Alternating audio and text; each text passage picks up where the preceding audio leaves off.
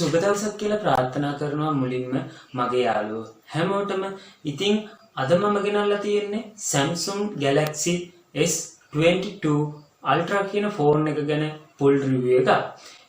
ඉතින් යාළුවනේ LSC හෂාබ්‍රෝ YouTube channel එකෙන් අපි ඔයාලට ගොඩක්ම ගේන්නේ ෆෝන් ගැන reviews, ඒ වගේම තමයි unbox video. ඉතින් යාළුවනේ LSC හෂාබ්‍රෝ YouTube channel එක තාමත් ඔයා subscribe කරේ නැත්නම් මේ දැන්ම subscribe කරන්න. ළඟම තියෙන bell icon එකත් click කරන්න. අමතක නොකර අනිවාර්යෙන්ම මේ වීඩියෝ එකටත් like එකක් දාන්න. ඒ වගේම ඔයාලා දන්න දේවල් මට දැනගන්න කමෙන්ට් එකක් දාන්න. ඒ වගේම තමයි ඔයාගේ යාළුවෝ අතර මේ වීඩියෝ එක ෂෙයා කරන්න. එහෙනම් අපි වීඩියෝ එකේ හමු.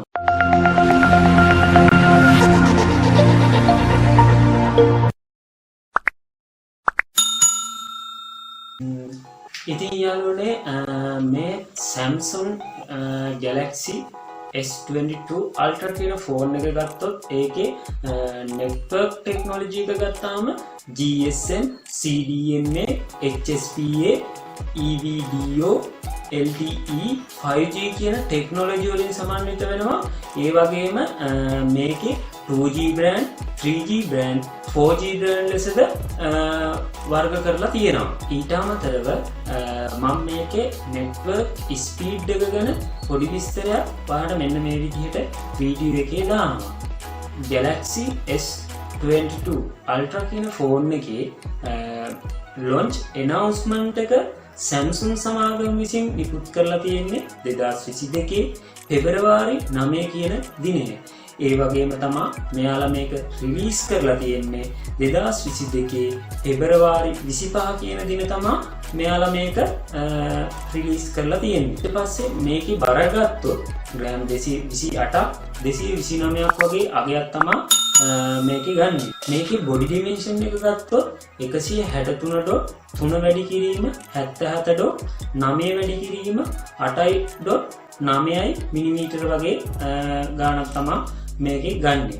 ඒ වගේම යාළුවනේ SIM type එක ගත්තොත් මේකේ nano SIM ඒ වගේම dual SIM ලෙස වෙන් කරලා තියෙනවා.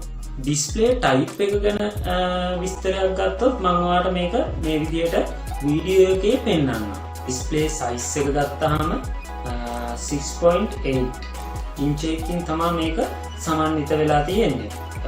මෙම දුරකථනයේ platform එක ගත්තාම OS Android 12 ඒ වගේම මේක අප්ඩේට් කරන්න පුළුවන් Android 13. ඒ කියන්නේ මේක දැනට තියෙන්නේ Android 12. ඊට පස්සේ මේක අපිට අප්ඩේට් කරන්න පුළුවන් Android 13 කියන තැනට යනකම්. ඊට පස්සේ මම ඔයාලට මෙන්න මේ විදිහට CPU එක GPU එක ගැන විස්තරයක් වීඩියෝ එකේ මෙන්න මේ විදිහට දානවා.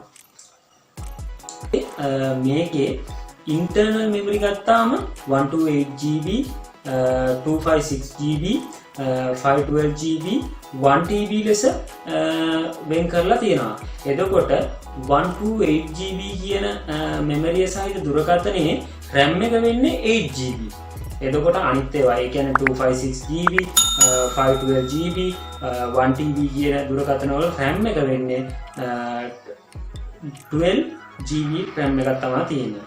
ඒ මේන් කැමරාව ගත්තාම මෙගාපික්සල් 108කින් යුත් කැමරාවක් තමයි තියෙන්නේ. ඊට අමතරව තව කැමරා තුනක් තියෙනවා.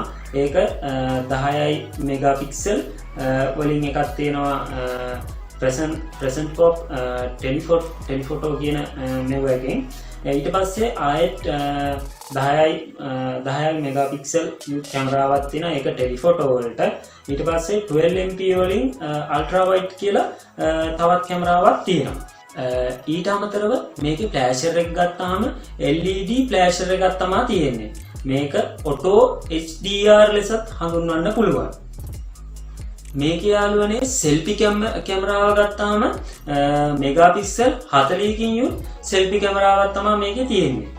ඒ වගේම කියන්න ඕනේ යාළුවනේ මේ කැමරා දෙකෙන්ම ඒ කියන්නේ මේන් කැමරාවෙන් බැක් සයිඩ් කැමරාවෙන් සහ සෙල්ෆි කැමරාවෙන් ෆ්‍රන්ට් කැමරාවෙන් මේ කැමරා දෙකෙන්ම 4K වීඩියෝ ගැනීමේ තරම් ක්වොලිටියක් තියෙනවා. ඒ කියන්නේ ඔයාලට සෝෂල් මීඩියා අප්ලෝඩ් කරන්න එහෙම නැත්නම් ඔයා YouTube channel එකක් කරනවා නම් ඒකට වීඩියෝ ගන්න ඉතාමත් හොඳයි. මොකද කැමරාවක් අපිට හරි අමාරුයි තැනකට අරන් යන්න.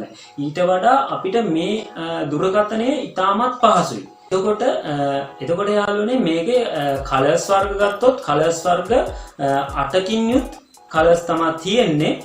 මම කලර්ස් ටිකත් ඔයාට පැහැදිලි වෙන්න මෙන්න මේ විදිහට වීඩියෝ එකේ පෙළගස්සන්නම්.